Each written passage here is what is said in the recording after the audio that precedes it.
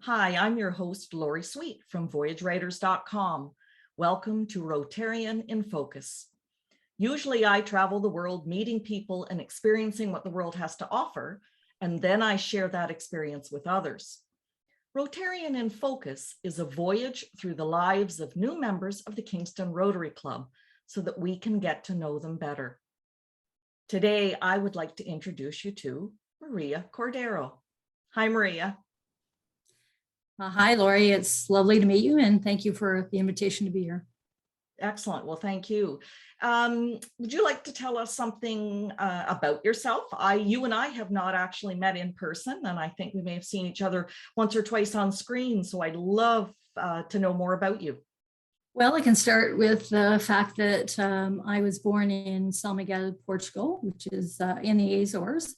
And my parents immigrated when I was 2.5, and they came to Kingston, and I've been here ever since. So I obviously love Kingston and being a Kingstonian. And so I've gone through Kingston through the school system here, and also I'm an alumni of both St. Lawrence and Queens. And I'm a blended family, so we have 4 children. Where 3 of them have partners, and we have 6 grandchildren, which is pretty exciting. Yeah, I love being a spoiler. That is definitely a good job. And I have a wide variety of interests. So I always like to read about different things and, get most of my books from the library because it's a great source. And I like the arts and bioenergy work. I'm interested in learning creative thinking processes, also positive psychology.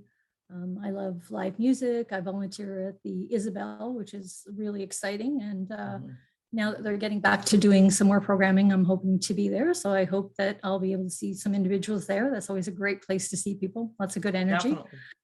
Yeah. And so I guess that's my main things is that I'm interested in. I also love to cook. And, coming from Portuguese culture, cooking is a very passionate thing for us. So that's something I enjoy doing. Perfect. What is your classification category for Rotary? My classification category for Rotary is social services families. I think it relates to my work at Extend a Family Kingston, and I worked there for several years in different roles. And I have done family support, obviously working with families and helping them do forums and access services. And I've been the manager of the community services, which we run day programs for individuals who have developmental disabilities. We run summer camps, and we also have an adult day program and school year programs for the kids, such as PA days and March breaks. And so over the last 1.5 years, I've moved into the role of community services, community development coordinator, and I really enjoy continuing to make those connections and build those supports for the organization to support families. And I have, going back to how I got involved with Extend a Family, I have a daughter who has developmental disabilities, and she had very complex needs. And she was, sometimes it wasn't the easiest for her to be in different environments. She had social anxiety, she's nonverbal. It was difficult for her to be accepting of people. And sometimes, it just took a while for her to settle into things. So what happened was over the course of the summer, it was very difficult to be, on all the time because it was difficult to find respite for her. So someone told me about Extend a Family Kingston through the school, and when I enrolled her in the camp, I was very pleased at the warmth of the individuals and how well they were supported, and I felt such a sense of community. So I started actually being on their board. So that's how I originally had my affiliation with the agency. And then later in life, when I was kind of trying to get back to continue my education, I went back to Queens, and I had originally from high school, I had done a laboratory science technology diploma at St. Lawrence because I was really interested in math and science. So, but somewhere along my life experiences with a daughter with developmental disabilities, and I've had different family members who've had medical challenges. And so I really gotten a different sense of, where I wanted to put my energy. So when I went back to university at Queen's, I took an honors BA in sociology and then went on to do a master's in public admin because I was really interested. I'm still interested in math and science, but obviously the social justice issues and equity and the issue of community and marginalized populations, definitely that was what was pulling my heartstrings at that point.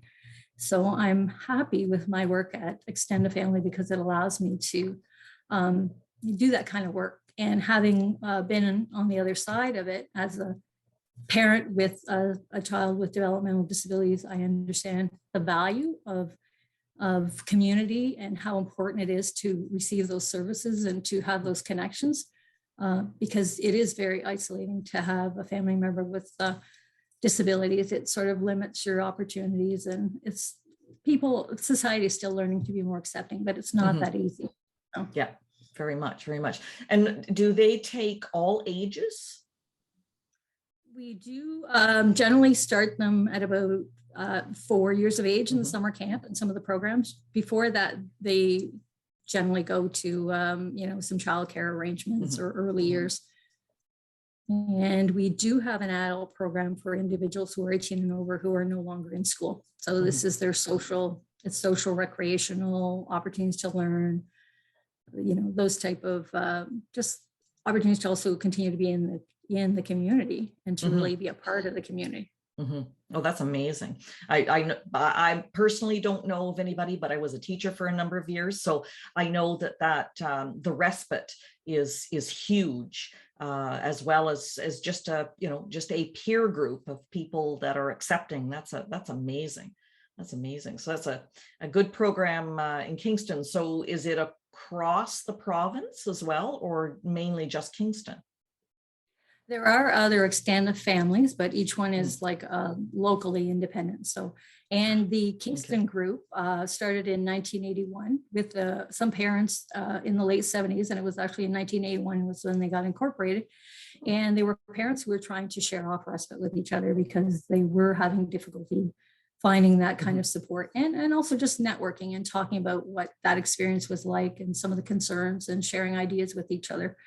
And so that's how that developed in terms of setting up the organization. And then as opportunities came along to families needed more like summer camps and social opportunities for their children, it kept growing in that way. One of the things is that we also have some ministry run programs on the adult side, and they are Developmental Services Ontario Southeast. And they confirm eligibility. It's a group of assessors who confirm eligibility for developmental services. And there's also a passport funding, which helps families who have individuals with developmental disabilities as adults access some of the sort of funding for respite. Wow, that's a big portfolio. Well, I'm basically, my focus mostly is around the programming for the individuals. Nice. On either a personal or professional note, is there anything you'd like people to know about you? That I'm really excited about community, and I just value it. One of the things is that during the pandemic, it was very difficult to, my daughter lived in a group home, so there was a few months when I couldn't actually visit her. And because she's nonverbal, she doesn't really understand the idea of FaceTime or phone. She doesn't, that it wasn't really meaningful. So I understood how isolating that was. And I know that the program team was aware of how difficult it was going to be for families because it was such an instantaneous where, programs were suspended. And so they created virtual programs where they translated some of the popular activities, such as art and cooking, and they did a remarkable job.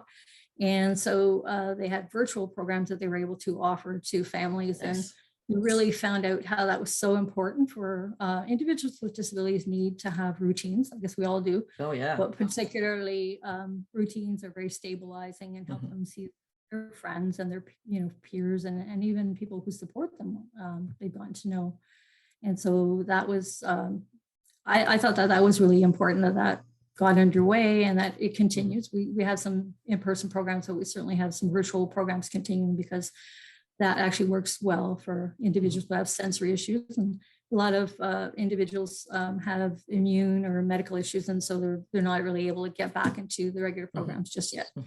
Well, that was exciting. And one of the success stories is that we have one of our program participants from Cambridge who writes, who's an author. She's a young woman with Down syndrome, writes Lucy and Her Talkative Pets, wrote Lucy and Her Talkative Pets Beat the Virus. And so she described her relationship with extended family and how to help normalize it for her and her family. So it's just motivating to do the work and feel that it has an impact. Oh, absolutely. So that sort of leads into my last question. What interested you in becoming a Rotarian? Well, part of it was I was always aware of Rotary and for a number of years, but it really rose to, I guess, my radar, as it were, because there was the celebrations going on about the 100th anniversary.